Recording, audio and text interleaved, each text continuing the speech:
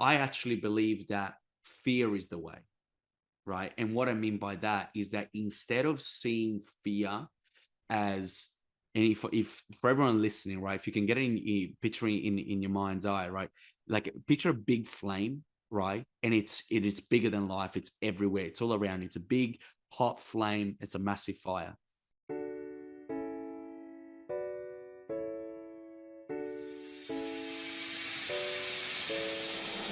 Welcome to Give a Heck. I am your host, Dwight Heck, and for much of my life, lived my life in quiet desperation, wondering how I was going to pay the bills, take vacations, save for retirement, and one day wondering if I would get off the hamster wheel of life and have purpose. A life that most of society lives, which takes us to work, then home, then repeat, and pays us hopefully enough just to survive. The harsh truth that most live with more months than money and have no idea how to live life on purpose, not by accident. This ensures the mass majority are living not just financially broke, however, emotionally and mentally as well due to financial pressures. In each episode, I will introduce you to thoughts, ideas, and guests that can help you to learn how you too can live life on purpose, not by accident.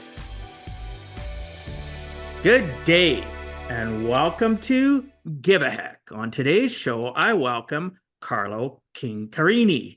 Carlos, known as the Kingmaker, is a world-class business and performance coach with 15 years experience coaching individuals and teams from all over the world.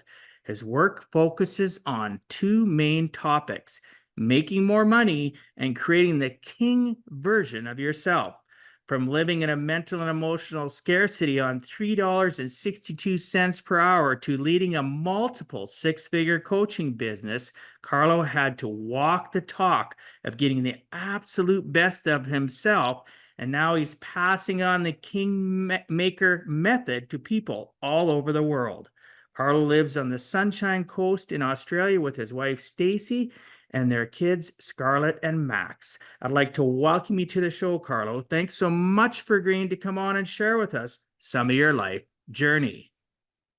Awesome. Hey, Dwight, thank you for having me. Super excited to be here and talking about giving a heck and bringing some real good value to your audience. I'm really excited.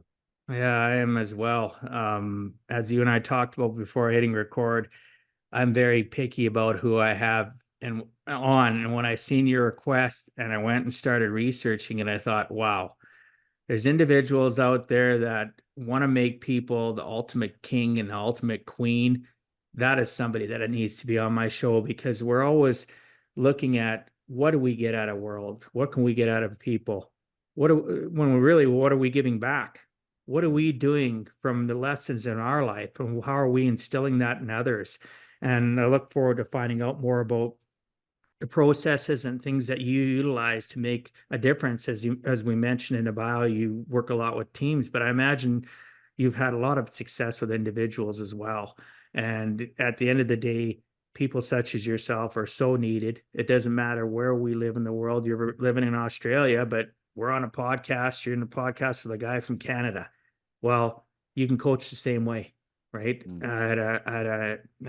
I was on somebody else's podcast earlier today, and we talked about the fact you can absolutely share energy and feel energy over video. So those Mm. watching or listening to this show, you can share energy, you can feel energy. You don't have to be present. So you can utilize somebody like, Carlo in Australia, whether or not you are in Canada or in the US or somewhere in Europe. Never think that somebody that's not face to face with you can't make a difference. Mm. So, Carlo, one of the things I mentioned to you before I record is that I focus on the origin story, and Mm. it's that know, like, and trust factor. My loyal listeners already know that I do this. Somebody new watching the show or listening, it's important when we have somebody that we are just meeting, when they're vulnerable and they share some of the most intimate details of their lives, from their youngest memories to where they are today. It's important for people to know, like, and trust us, and this helps. So again, you share what you feel comfortable with. Maybe it's something you've never shared before that you just feel comfortable sharing. I'd appreciate if you'd share your origin story from your, again, your earliest childhood memories to adulthood to where you are today. Mm.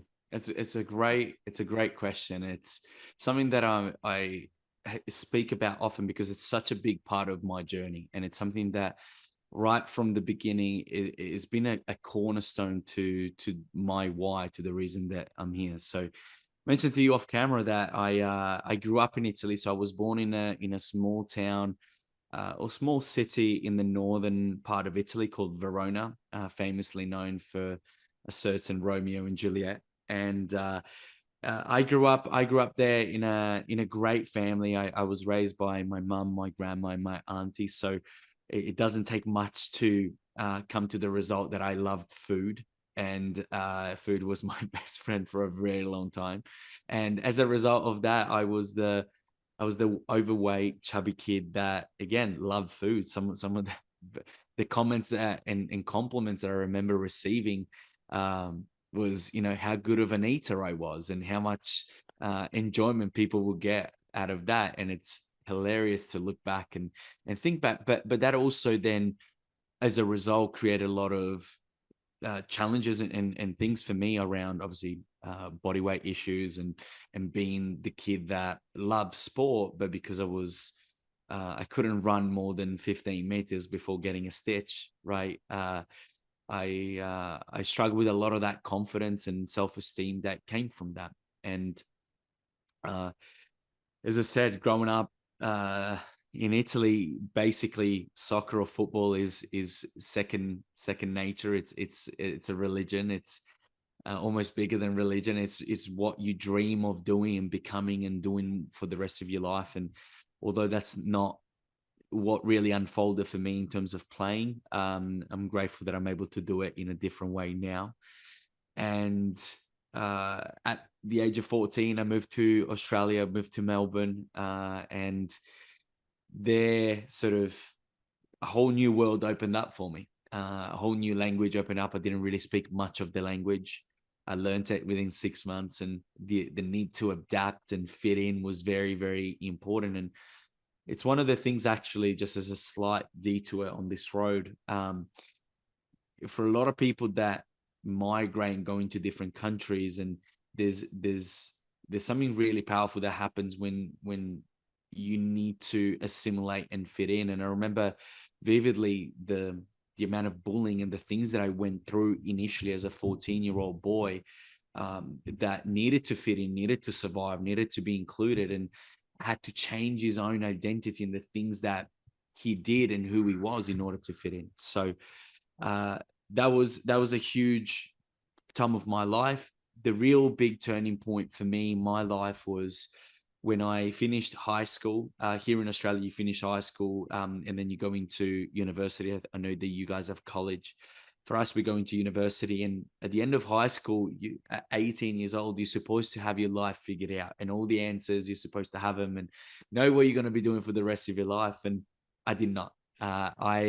We actually returned to Verona before Christmas to see family, and I remember vividly the moment that the light bulb went off for me. And I'm very grateful for this moment because this has been a massive catalyst. And uh, it was the week before Christmas. It was the last sort of training session for the kids at the soccer club that I basically grew up on. And I was on standing at the fence on a cold winter night, watching these kids train in a completely non-creepy way. Okay, I just want to disclose that, completely non-creepy way.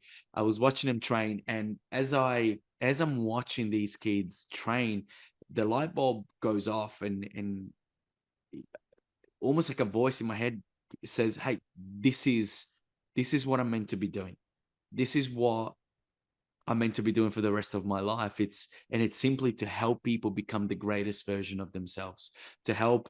And initially for me, it was kids. So it was to help kids become the best version of themselves, but then also to help coaches be the best possible coaches that they can be, so that they can, you know, help more and more people around become the greatest version of themselves. And so at the ripe old age of 18, I come back, I start a business. My dad registers my business name, and I'm sitting there thinking, here we go. I'm ready. Come flooding in. I'm ready for clients, for money. I'm going to make it. I'm just going to do what I love to do. And it wasn't for 18 months that that actually happened. And the first sale that I did make was $6. And the business was, we were offering a little soccer and confidence program for kids.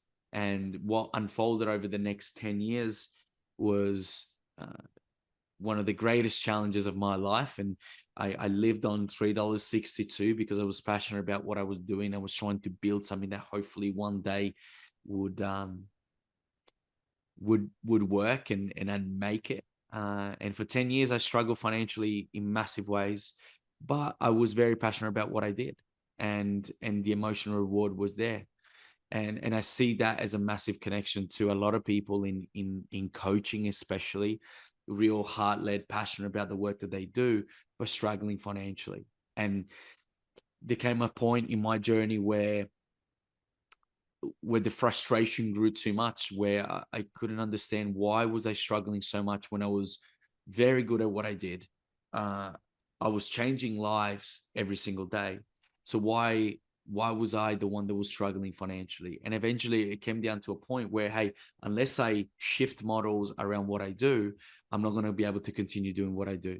And that ate me up. And so that's where I shifted models, and I shifted the coaching that I did. I moved away from coaching kids and teenagers into business owners and elite athletes and high performers. And life has completely changed ever since I did that. That's unbelievable. I've got other things I want to ask along this. Your origins, amazing. Yeah. Back to that overweight, chubby kid, Yeah. right? Great eater, body weight. There's so many things today that happen because of learned behavior, right? Yeah. Most people just want to discount it. So, you fell in love with the food, your mom, grandma, auntie raised you, and you had great food, obviously, with that origin of Italian food. How could you Yeah. not? I just got back from Yeah. Italy in July. First time I was ever Yeah. there. I was like, oh my gosh. I came back from Europe 10 pounds heavier, as a side Yeah. note. Only 10 But pounds. You did yeah, it's good. only 10 pounds. I was lucky. Oh my gosh. I was in Europe for 3 weeks. But anyway, that being said, most people don't understand that learned behavior and how powerful it is to our thought process. Mm, But then the side effect of it, saying, oh, you're a great eater and stuff, and you hang on to that or are proud about that for a moment until you get teased by a kid at school, mm, or get told by another relative or a family or a friend, "Oh, look at those chubby cheeks," and etc. Because I've experienced this with many people. Today, though, don't you believe that at the end of the day, that learned behavior, we should be teaching that in school? That, your family has good intentions for you, but those good intentions don't need to define you, because you'll become that bully kid. You'll become that person that doesn't feel mm, left, it feels left out. And you carry that monster into your teenage year, into your adulthood. Do you think that there's a way that we could effectively help out the youth to understand that learned behavior isn't always the best thing for them, without mm, causing strife, obviously, at home, but mm, to give them some sort of sense of value, that there's good intentions, but this is what you need to do to better your life? Because even health classes, nutrition classes in school, that they can't overpower your mom and your aunt and your grandma feeding you like, here, eat this. mm. Yeah, this is a really great question.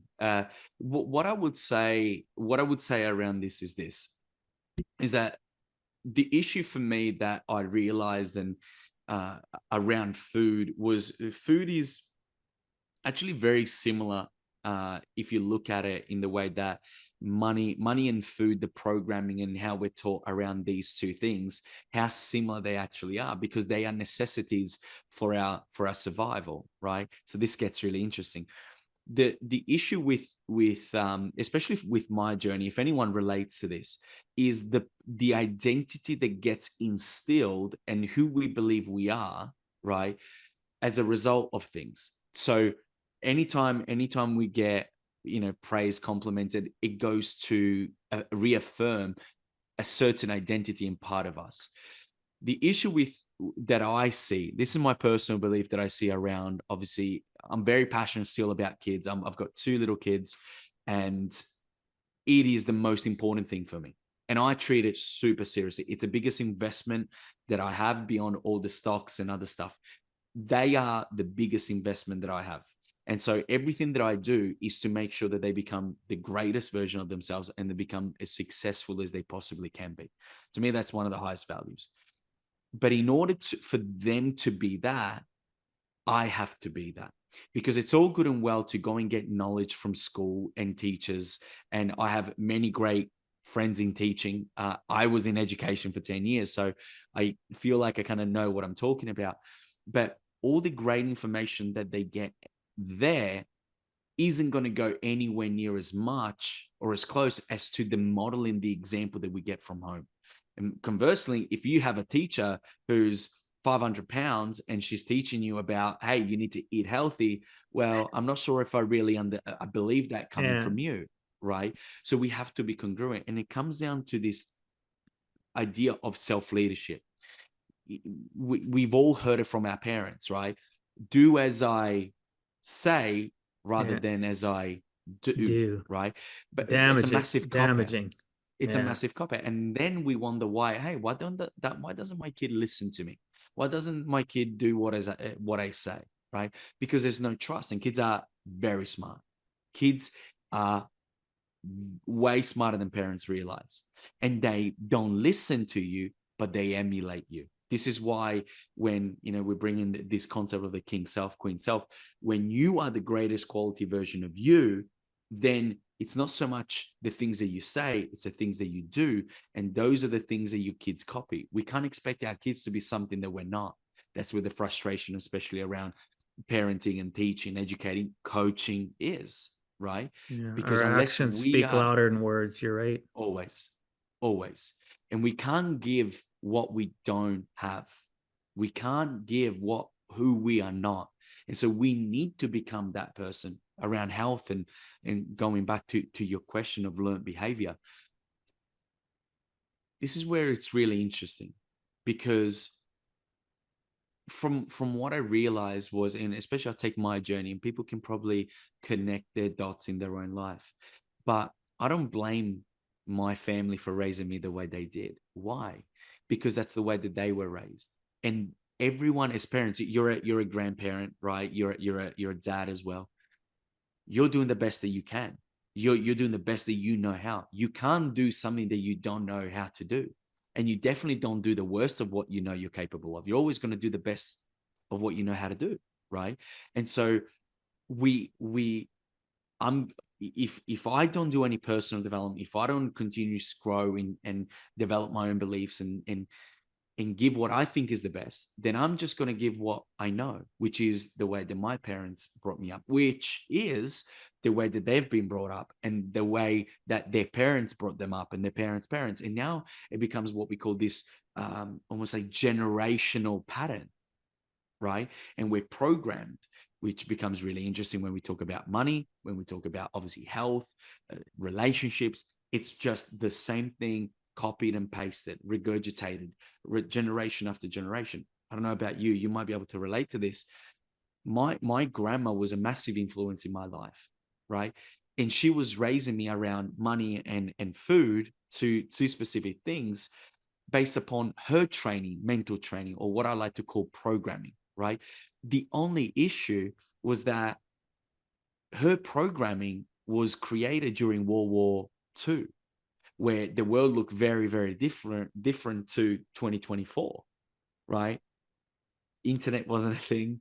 Phones were barely a thing, right? It's a different world.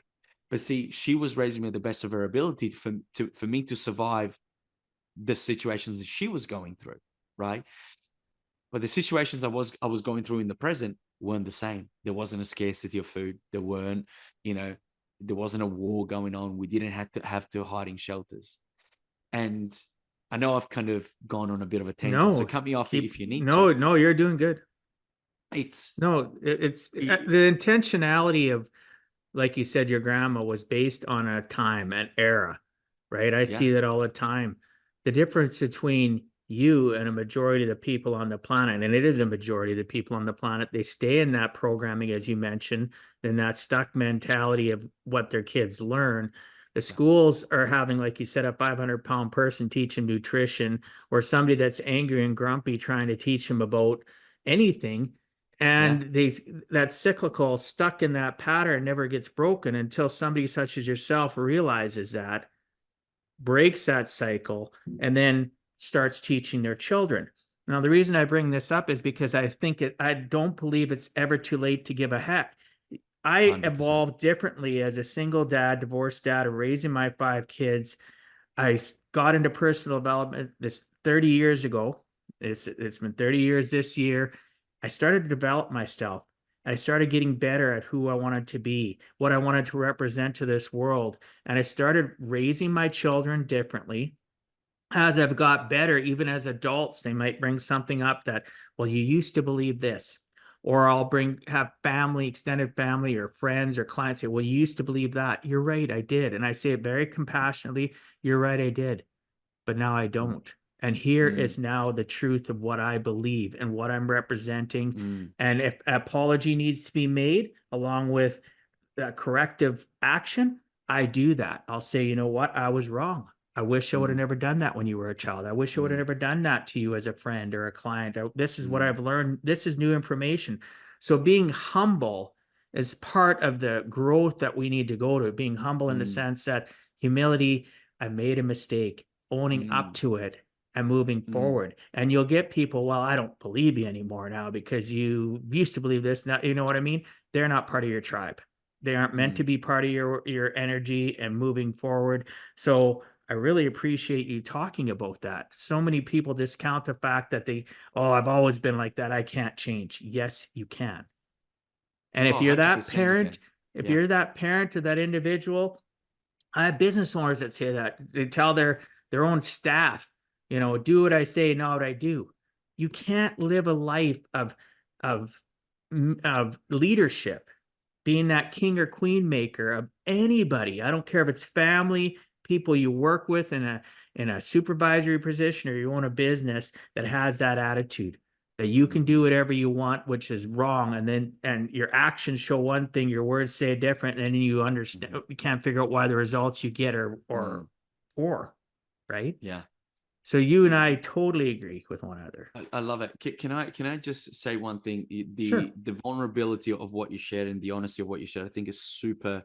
I love it. I think that it's a very much the energy that I surround myself with, and what I love about that is the ability to actually say, "Hey, I've actually changed my belief. This is what I've learned now. I had that belief, and the reason why I had that belief was this, but now this is where I've landed." Right? It's super powerful. And remember, like, we need to remember that life is a growth eccentric experience. If if we have the same beliefs as we did 3 years ago, some people would look at that as like, yeah, that's good. I would challenge and I would say, well, hang on a minute. A lot of life should have happened between 3 years ago and today.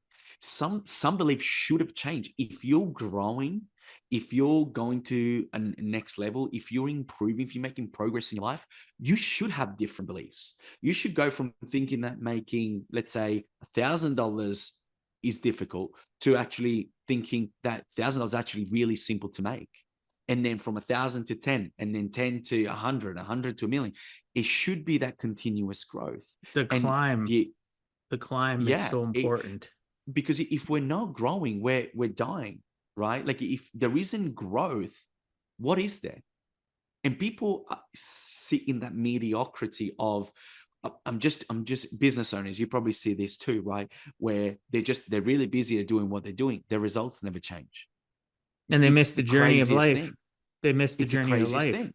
Yeah. Yeah, They because they don't live. They're not living. They're that's already right. dead. They're just walking back and forth and creating their grave well before they need Right. to. The I climb have a is so belief in, important. and I could be wrong with this, but I genuinely believe that there are so many people that are living, but not everyone's alive. And the reason I why I not agree. everyone's alive is because we get so comfortable, right? And we seek comfort above everything. The reason why we want to grow our business is for comfort. The reason why we grow our business is for safety, right? It's so that we don't have to work as much, right? It's crazy, right? And we do all these things. We search and we chase all these things so that we are more comfortable. But the comfort is a trap. It's like a mirage. Remember watching movies of someone walking in the desert and they see a mirage and they think it's water and there's nothing there, Yeah. right? This is what it is. And we search for these mirage in life, in business, that we think, once I have that, I can just relax more. We just want to live more relaxed, right? In But the what does worst comfort possible way. do to us, though? Too much comfort. Our Poison. brain is a giant Yeah. computer that requires constant interaction and input. And when we get comfortable and our brain starts to camp in our mindset, we start having health issues.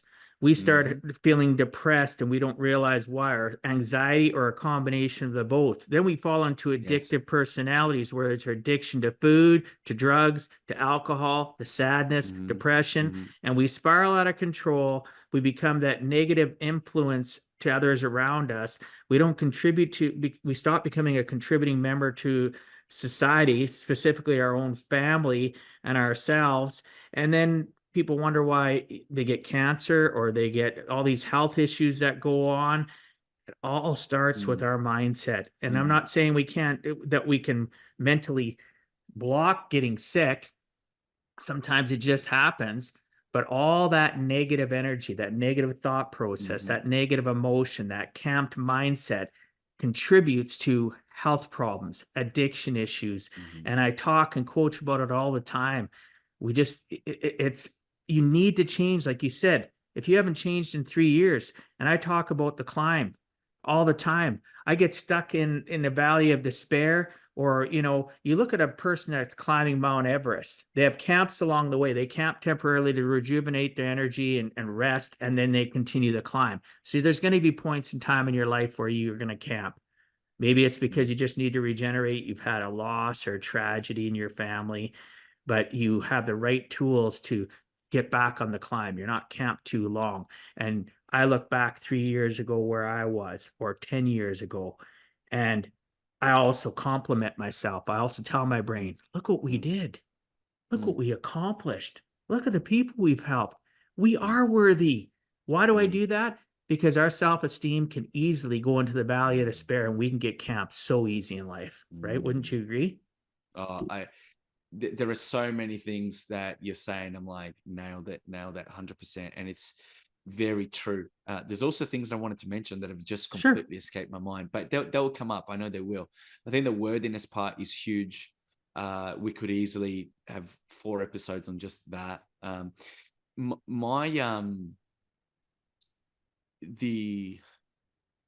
trying to find that thought and it's just not coming to me. See where I find that most people, and I love the analogy of the camp, and it is that, see, one of the reasons why we fall off, and even the idea of burnout and things like that, because there's 2 things to this: the climb. First of all, the power of enjoyment in the journey, because there's going to be ups and downs. There's going to be days on the mountain where it's sunny. There's going to be days when it's hailing, raining, snowing, all of that.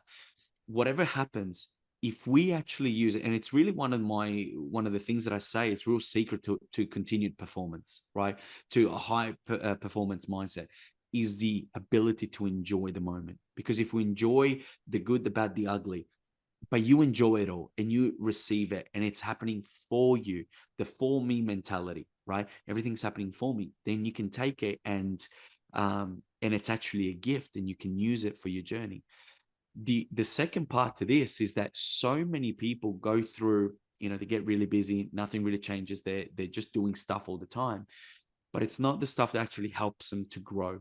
And a lot of the time, we don't actually have almost like a blueprint, a protocol, a system that we follow. And we say, hey, I might be confused today. Things might not be going to plan, but I'm sticking to the simple things that I do every single day.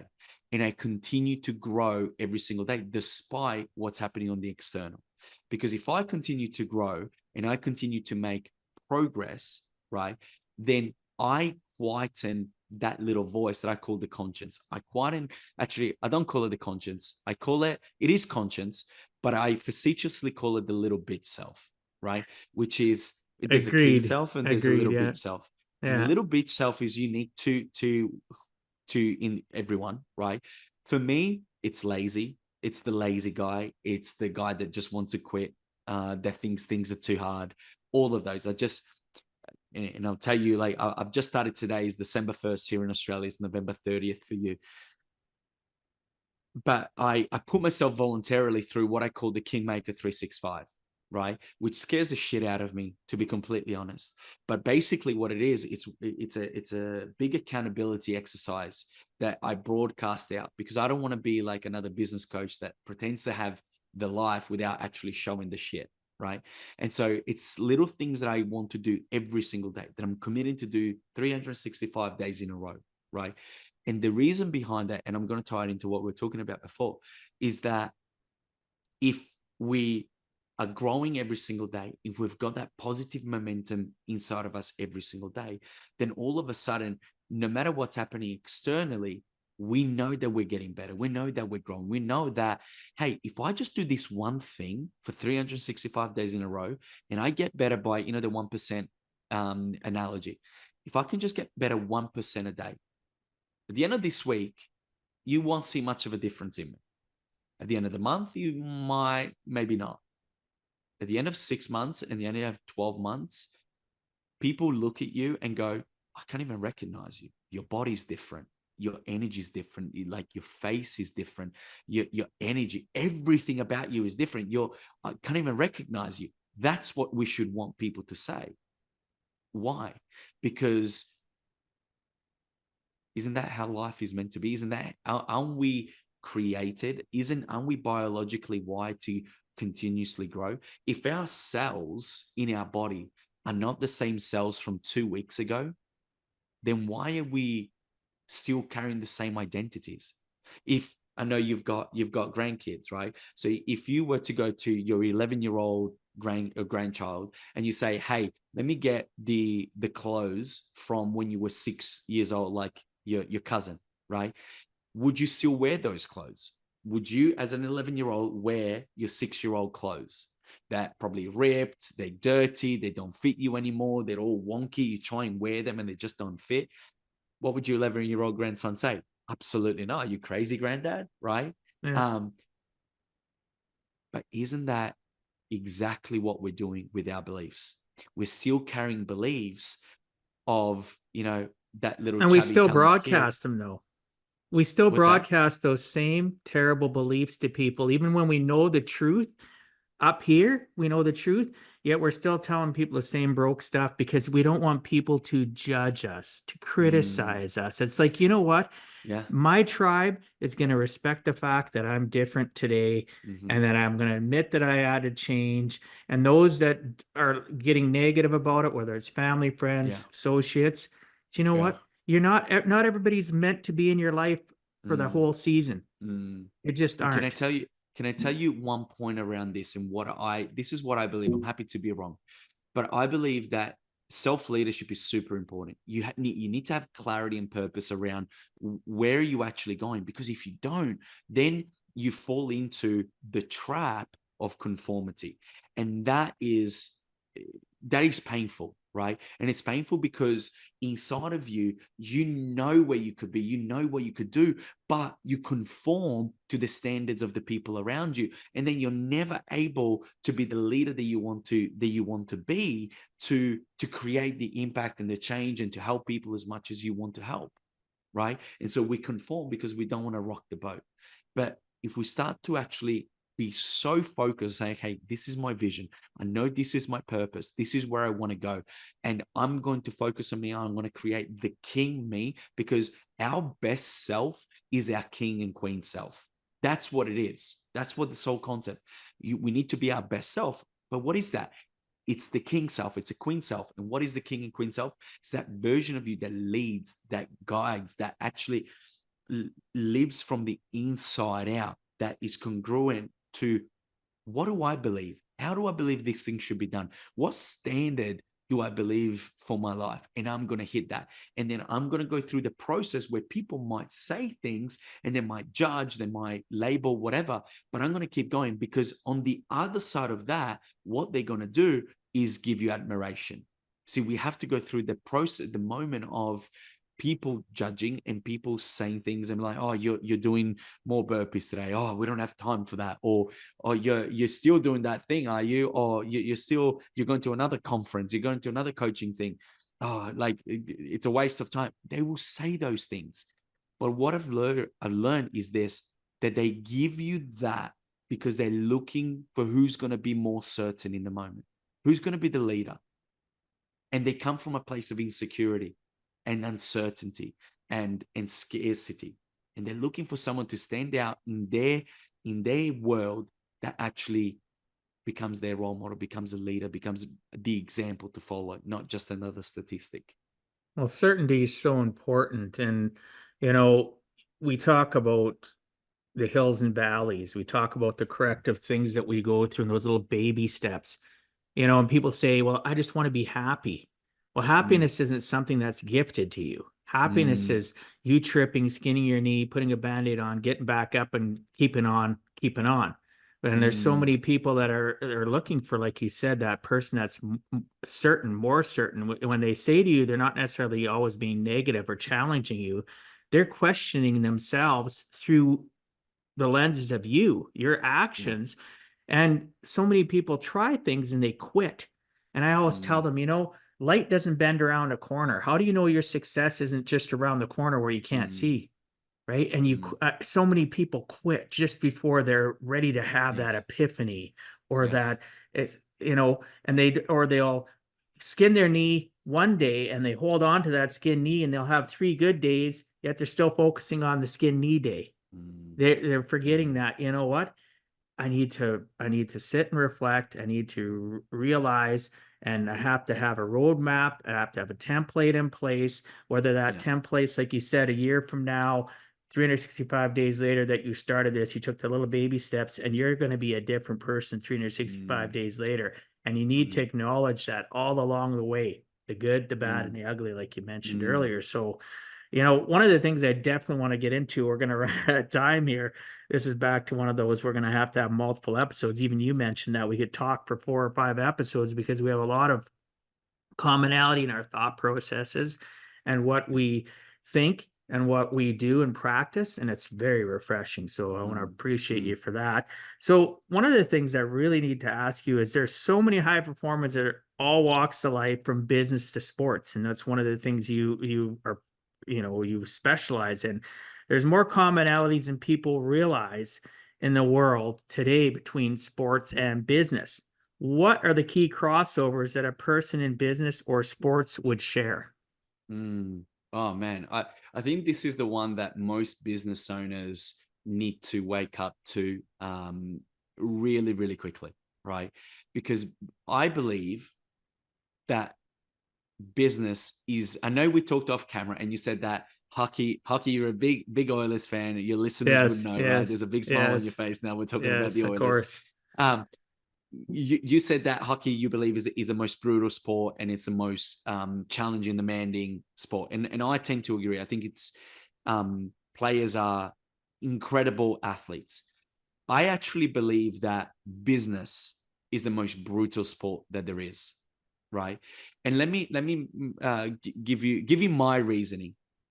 Now, I've just come back from Israel where I was working with a professional football team there, and what really tripped me out when I went into that culture and I was in it full time into the inner sanctum is just how similar business owners and athletes are.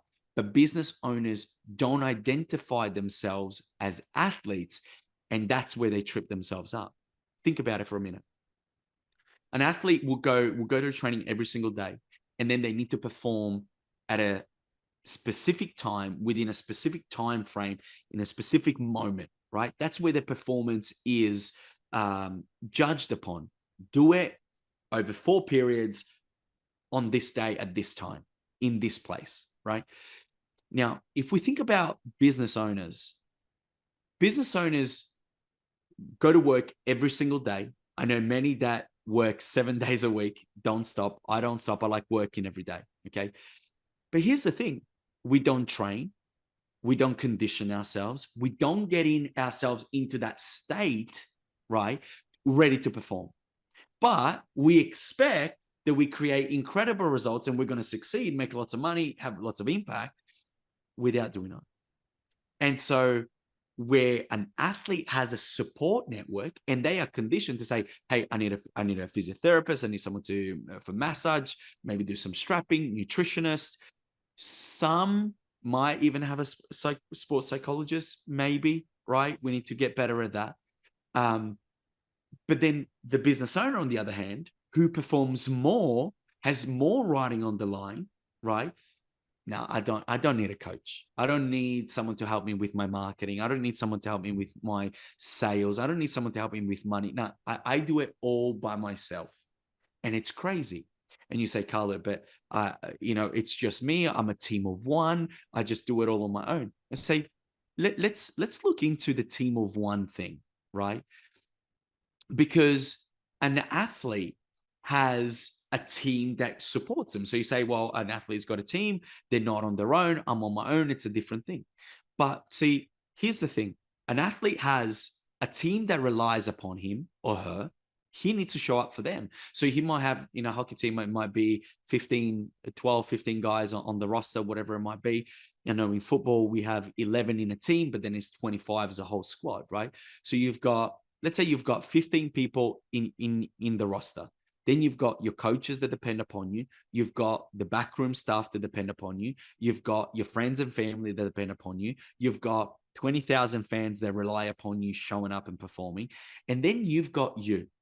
And maybe you've got your kids as well that look up to you. So very quickly, you have 25,000 people as an athlete that rely upon you performing. Now you say, okay, that's great. That's an athlete. What has that got to do with me in business? Because in business, you're never alone. You have you that relies on you to show up. You've got your kids that look up to you. You've got your grandkids that might look up to you. You've got team that looks up to you. You've got your clients that rely upon you. And then you've got the thousands of people on your social media that look up to you to show up and perform. So all of a sudden, personal performance becomes very important, because the way that I look at it is that, hey, I'm not here to help someone be a 10 out of 10 in money and 2 out of 10 with their kids, with their wife, with their partner, with their cousins, with their friends, no, it has to be 10 out of 10. There's no point being a 10 out of 10 in money and family if your health is shit. Then it's not in balance.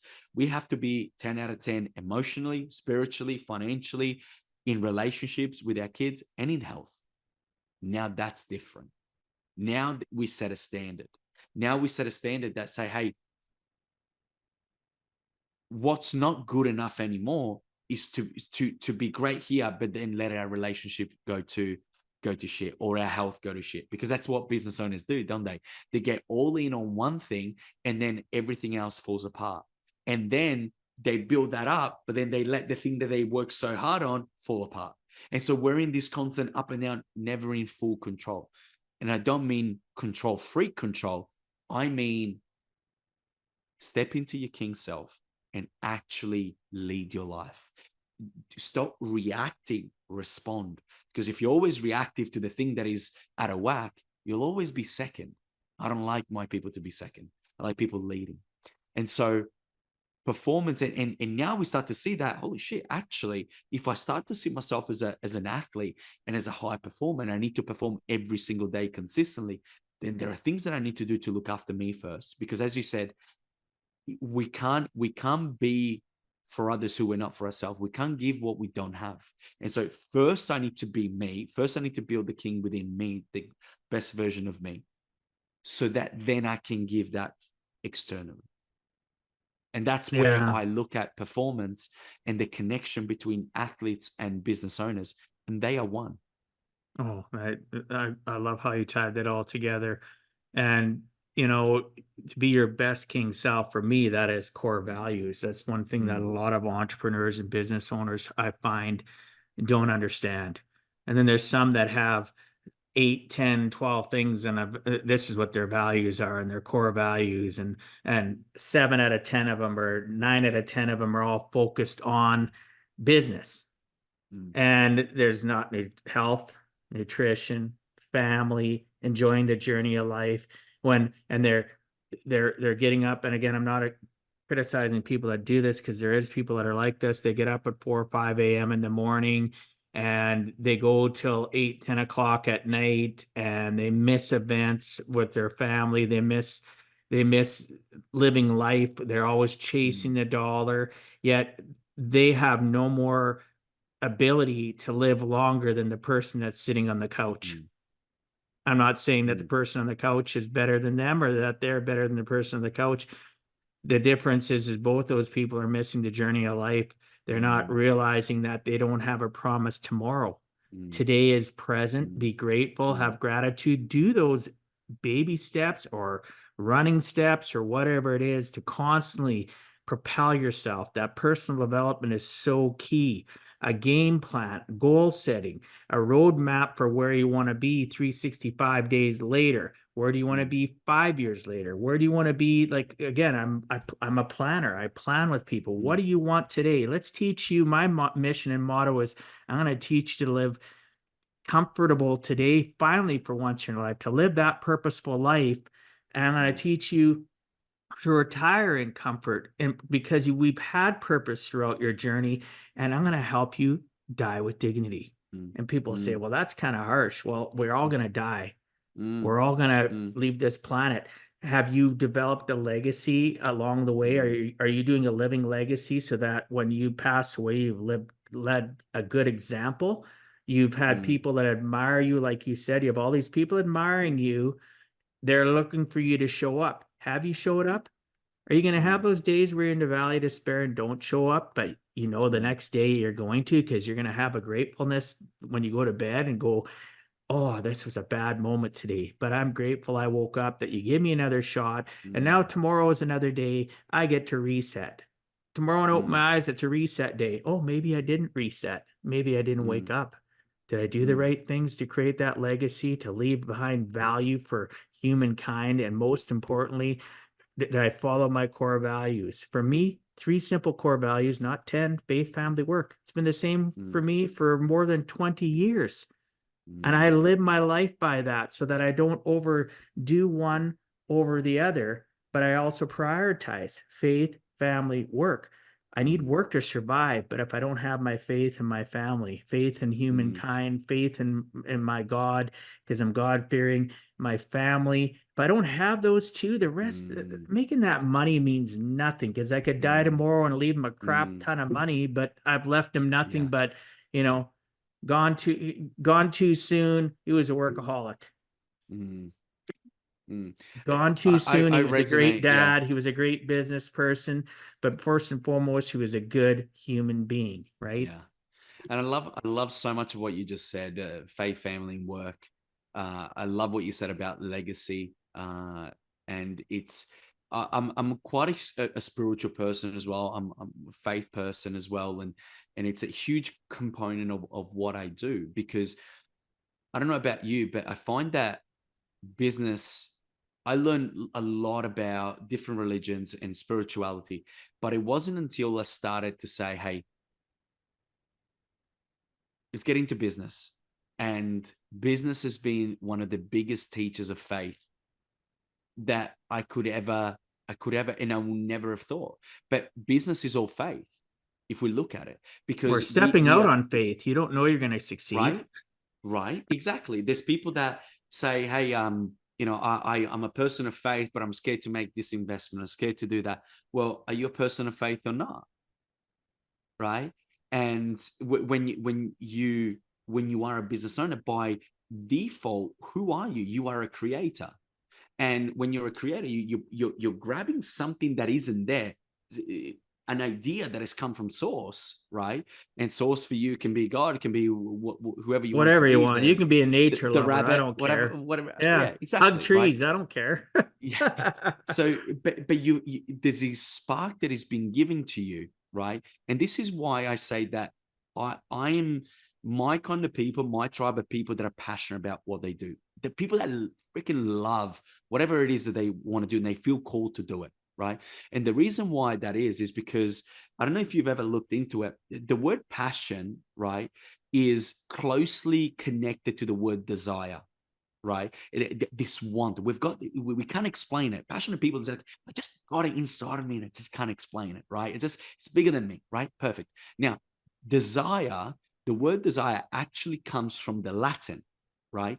And it translates to of the Father, right? Of the Father. Now, the Father can be whatever you believe in, right? For someone like me, whether it's God, right? And so if He's given it to me, right, then it's not mine. I'm here to carry it out, right? And I've got this passion, this desire that is His, right? And all I'm here to do is to carry it out, which means what?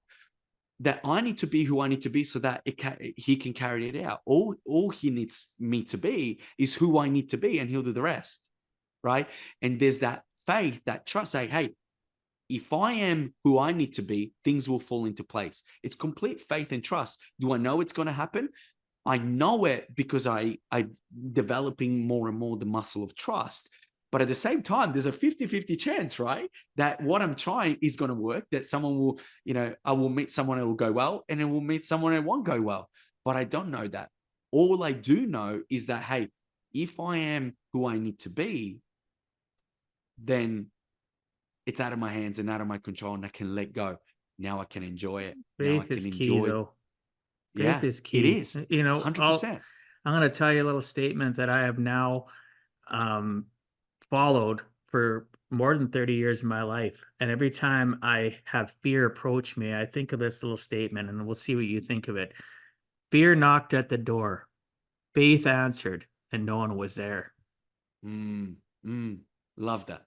And I Wow. think that Love it. all the time to myself when I have weaknesses and I have that, that conscious fear, or, everybody says, oh, it means face everything and rise. And or part of me, false evidence appearing real. When I think of fear, I think of the acronym face everything and rise. And then I tell Mm, myself that little phrase I just said to you: fear knocked at the door, faith answered, nobody was there. So every mm, time I'm fearful, I mm. face that, I elevate myself, right? Face everything and rise. Yeah. Brain salad there for a Yeah. minute. So people that are Yeah. listening or watching, my loyal listeners, you've heard me say this many times. The acronym of fear is something that you should be excited about, because Mm, you can face everything and rise if mm, you have the right things and principles in place with personal development, the right tribe of people mm, around you that can help you, or what you talked about earlier, like athletes have coaches. Why don't business owners think they need them? You need mm, that. You need to have people when you're in that valley of despair that can help you check yourself, that can help you alleviate that fear until you get to a point where I'm at. I don't need somebody to coach me on that. I have coaches of other things. But on that principle, I don't live in a state of fear. I used to be gripped by fear mm, in my mm, life. And it took me years to I think of that statement, faith, yeah, fear knocked, faith come. Okay, great.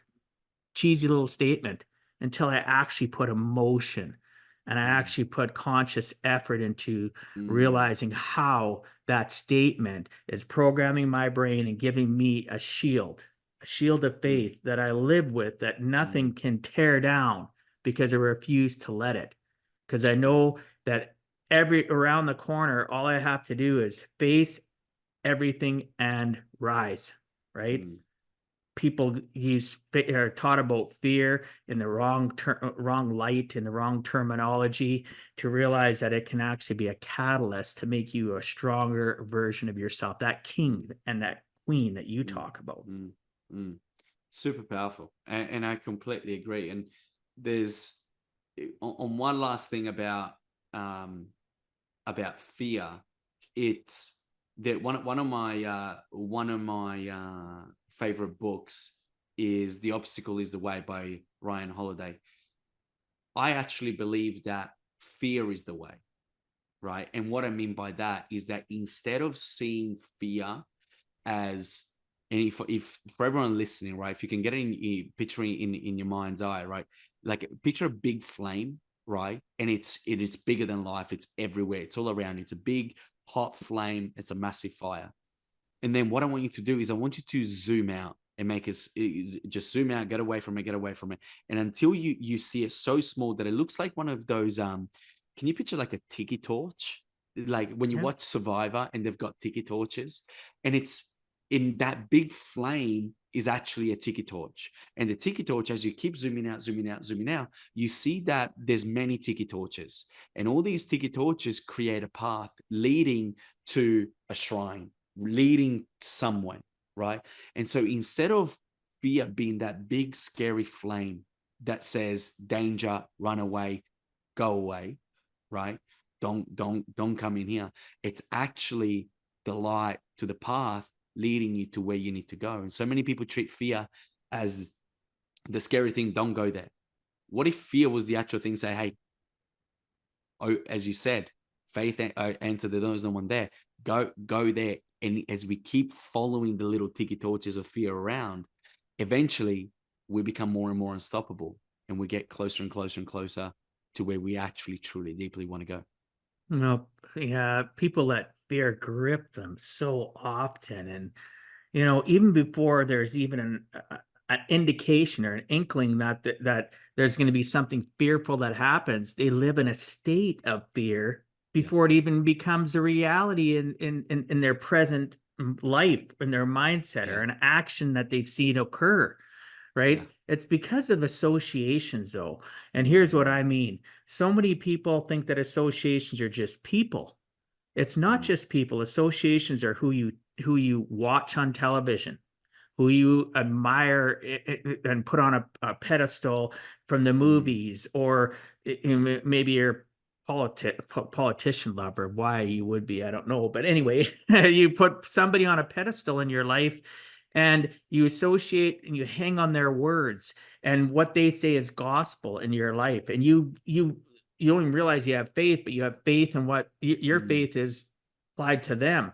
You listen to crap music when you're sad. You get stuck in that state of mind. You read crap books. You hang out with people that are crap. Let's be real. And they hold you back. They're the bad anchor in your life. Yeah. And those associations keep you in a state of fear because you are always trying to live up to what their standard is. And they might not even be somebody that's in your life, but you modeling and mirroring yourself after them because you think that they have they're the end all and be all. Again, you open up the walls of their life and look inside. Most of them are miserable. They're not happy, right? Quit So true. living your life through the associations of others. Pardon me. Live through your ultimate version of you, and realize, as you mentioned and I talked about, fear is not a bad thing. It is a catalyst. Don't let the fear that is taught to you by scary movies, or, oh, if I try this and I put on those pair of skis and I go down the hill, what happens if I crash into a tree or I wipe out and break a bone, and things that I used to hear about when I was a kid. And I never tried skiing. The reason I brought that up as an example, right? In my 50s now, I've never skied. Now I can't because of some health issues, but I wish I would have. But I Yeah. was always instilled Yeah. that fear, that wrong type of approach to it. Whereas I should have thought, I have faith that I can do it. If something happens, oh well, I'll heal. I'll get back up and I'll start again. Powerful. 100%. Right. So, Carlo, you focus on the money blueprint. From what I've read, you especially focus on the Catholic money blueprint. Can you explain exactly what this blueprint is and why it's important in one's climb to be their ultimate self? And as a side note, I'm Catholic, a practicing Catholic. So, Okay. Awesome. Awesome. so Yeah. please explain Look, that. yeah, for sure. So the idea behind this is that there are two parts of us. There's a part of us that wants something more, and money is a critically important part of life, right? And people that don't, when I ask them and say, hey, listen, how important is money to you right now? And they think about it like, oh, not really important. They don't really spend time thinking about it, looking at it. and then they wonder why money is not in their life, because money is an energy, and the more importance something has in your life, the more of it you have. If health is really important to you, you will look after your health a lot more, and you will have better health, longer lasting health. And money is very much one of these things. So when I talk about a money blueprint, I'm gonna quickly explain it. We all have a blueprint around money, a financial blueprint within us, right? And a blueprint is very much like a building blueprint that a builder would have when it goes to, on the lake and builds a beautiful 3-story mansion on overlooking the lake. But if the builder in his hands is holding the blueprint that, although he wants to build the 3-story mansion, he is holding a blueprint for a little beach shack. I know Canadians like to call them camp or cottages.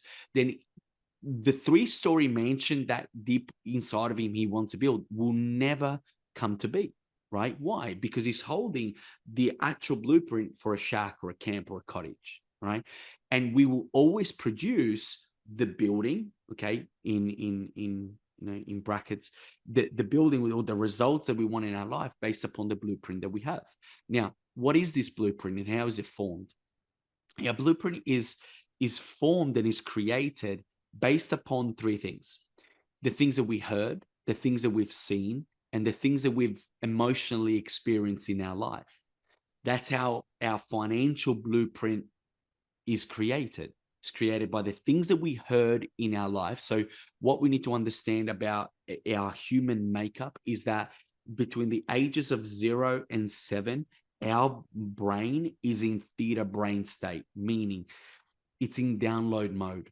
It's subconscious. It's just learning and downloading everything from the world around us in order to survive, in order to create a map of the world that tells us, hey, this is how things are, right?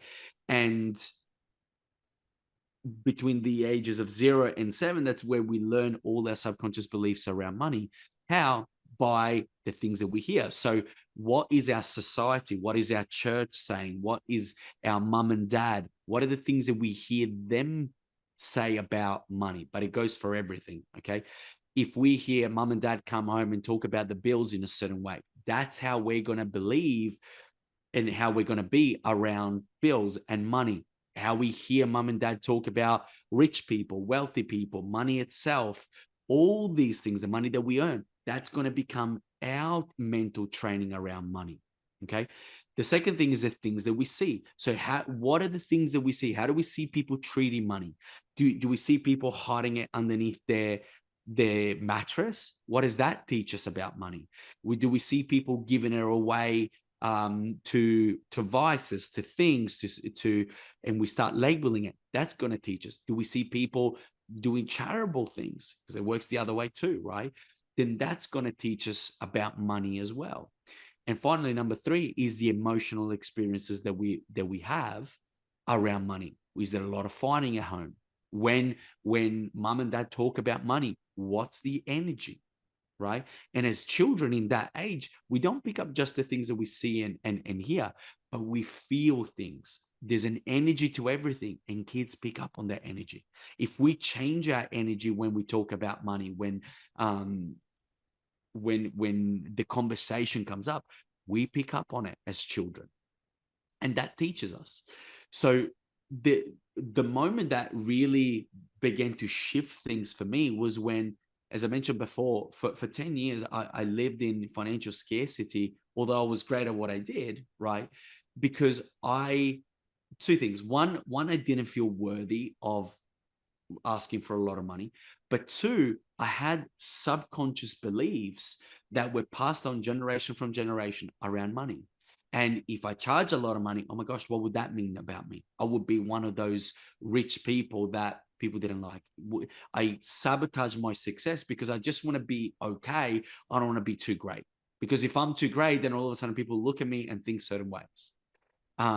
Then there's the thing around, money is the root of all evil. There's that misconception, right? Money doesn't have a personality, so right. it's That's only right. wielded in the But hand of the as we, person and their emotional state. So here we go. That's right. That's what we get to, right? But see, unless we do the work around it, then we pick up the beliefs of all these people, these authority figures that we see growing up, and we make their beliefs our beliefs, but they weren't even their beliefs, because those beliefs were passed on from the people that they looked up to, and the people that they looked up to picked them up. So the understanding of this, especially if you're in business, is vitally important, because again, if you're passionate about what you do, and if you're called to do what you're called to do, then you need money for you to be able to keep doing what you're doing, so that you're fulfilling your passion long term. Otherwise, you end up going to Walmart and working at a job that you don't want to work, that it doesn't fulfill your passion. So that's important. But number two as well, when you charge money, when you receive money, people need to pay attention, because far too often we've been given books for free that sit on our bookshelf and we never read them. And we never really take the value that book actually has. But then if we go and we buy it for $10,000, I promise you, we will read every single page. We will look at it, we will smell the book and wonder, why did they use that font? Why did they use this kind of paper? What does that little sentence mean? Why did they put a full stop there and italicize that particular word?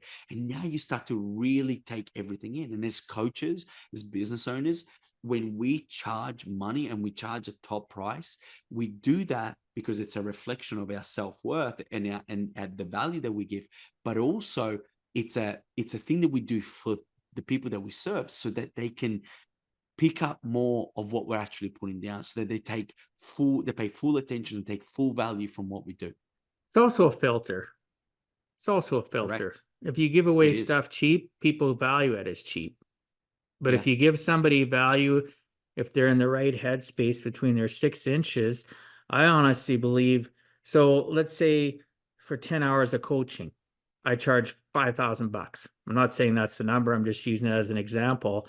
That's $500 an hour.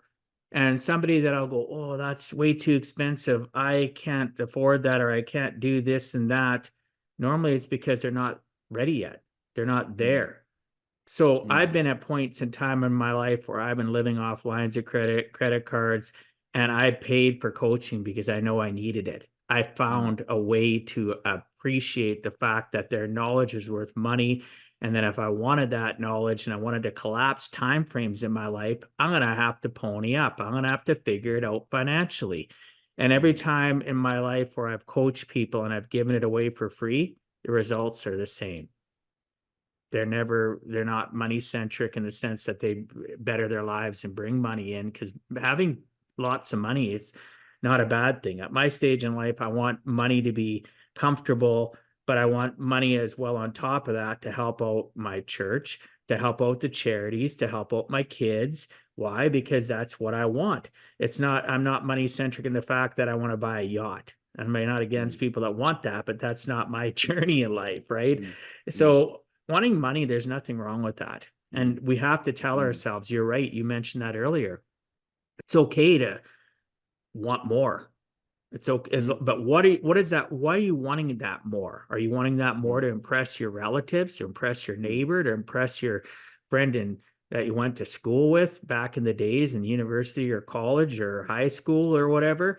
Or are you wanting more because you want to do more with it, do more great things? Because money wields, again, no emotional status. It is emotionless.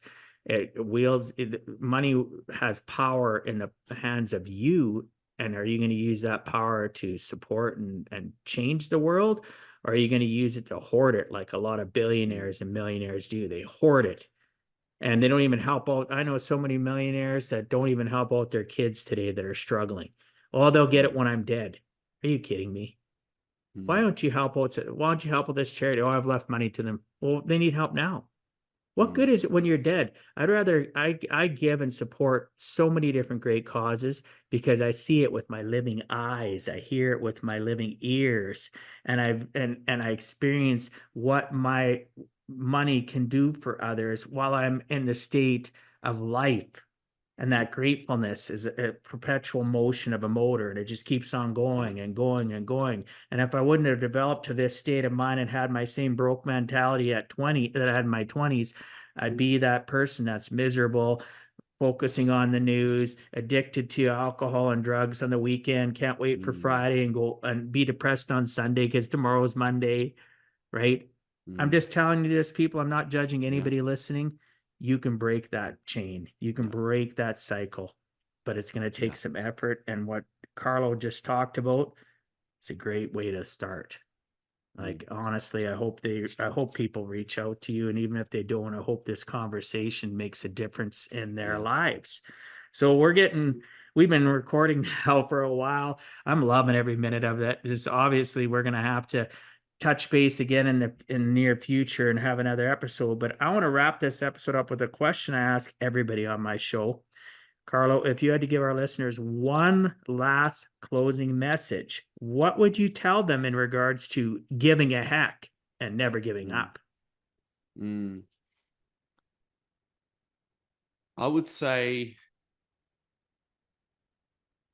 continue to strive towards and develop and move closer and closer to your best self, to your king self, to your queen self. Because when you ask, and even if in the simple exercise I get everyone to do is to simply close their eyes and say, hey, be your greatest self. Repeat those words to yourself. Be your greatest self, be your greatest self. Because as you keep repeating those words to yourself and you start to almost hypnotize yourself with those words, you will get answers and you will get hints and you'll get little messages around, hey, how would your greatest self show up right now? Because giving up to your greatest self and to your best self isn't a thing. And so when you step into moment by moment, situation by situation, as your greatest self, as your best self, as the king or the queen self version of you, then you will find a way. You will care more, you will give more, you will be more and more closer to that version of you that you're actually seeking. And again, I don't believe that to your best self giving up in, and there's certain things that we can give up, right? We can move closer to higher quality of life all the time. But as you are your best self, you will see that the things that have held you back in the past no longer hold you back, and you find a way, you find a solution, you find the answers that you've been looking for. So that's what I would say about giving a heck and not giving up. That's a great message. Obviously, most people don't know how to program themselves. Mm, And just that little phrase, be your greater self, right? mm, You're starting today, this moment. If you do what Carlo just says, you're programming yourself. yeah. You're literally programming yourself. You're taking that initial baby step. And I want to add to this, though, be cognizant, people, when you do stuff like that, when you're doing that positive self talk, or you're a person that loves affirmations, um, analyze your energy. What is your energy like? Do you feel anything as you're saying that? Consciously, is your body relaxing? Is your shoulders going down? Are you feeling a little bit different? If you aren't, say it with passion. Put some passion behind it, and don't even just think it. Speak it out loud. If Mm, you're in a room with people, go into the bathroom, go somewhere where you can speak it out. You don't have to shout it. You can if you want, but just speak it out loud, and just be passionate about it. Just keep on, be your greater self. Be your greater self. I can feel myself saying that, and I can feel my energy changing. I can feel mm, myself being elevated in my body, in my conscious mindset. You can too. Be passionate. It's going to be uncomfortable, but being uncomfortable is a good thing, not a bad thing, because nothing great in our lives is ever achieved in our comfort zone. It's always outside of our comfort zone. So thank you for that last closing message. I really appreciate that. Our time is up. I want to make sure I respect our listeners and your time. However, before we end, can you please tell the listeners what's the best way to reach you? best way to reach me would be on Instagram. If you are on Instagram, at the Kingmaker Coaching, please jump into my DMs, give me a follow, be part of what we do. I love to add value. Drop me a DM, said, hey, I was listening to Dwight's show. Love what you said about this. And if there was something in particular that stood out, I'd love to know. And then if you're not on Instagram, you can shoot me an email at carlo@thekingmaker.com.au. I'm easily reachable. I love building community and knowing that if there was something that really touched you and resonated with you, then I love to know, and it'll be super cool to connect further. Awesome. For those that are new to the show, you can go on to giveaheck.com, go into the podcast part of the website.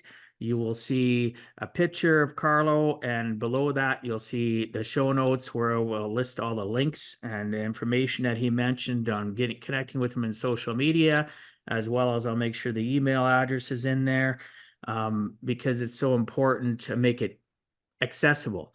One of the things that holds people back, you might be that listener or person watching where you're not a note taker, you don't want to listen back to it, but you're kind of caught. You're kind of thinking, I kind of want to reach out to him, but if you don't do it now, 10 minutes, 20 minutes, an hour later, it'll be a distant memory. Yeah. Right? Don't let that stop you. Go to the website and look for the links.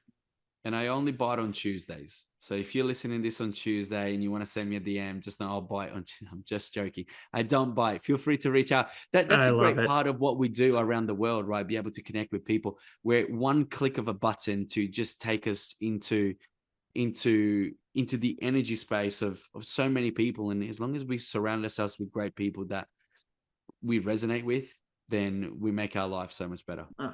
And there's no reason not to connect. You and I are both in severely different time zones. We're in different parts of the world, yet we're having a great conversation. You've shared some amazing information, and I love it. I've made a new friend for life, right? Yeah. And how hard was that? So those people that are, again, listening or watching, it doesn't take much. Take that little baby step, right? Don't let fear grip you. Face everything and rise. Go on giveaheck.com. You'll see this picture. Click on the link. Reach out. Change your life, right? Reach out to me. Have a conversation with me.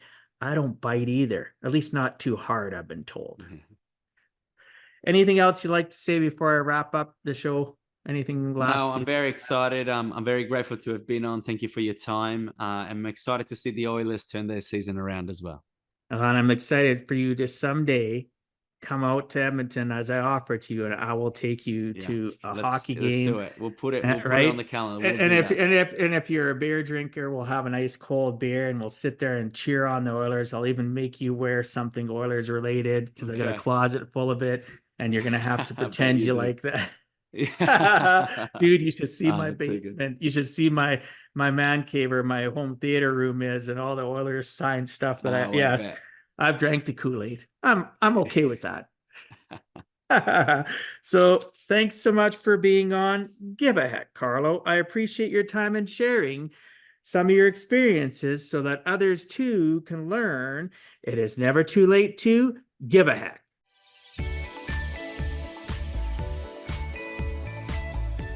Thank you for taking time out of your day and listening to Give a Heck.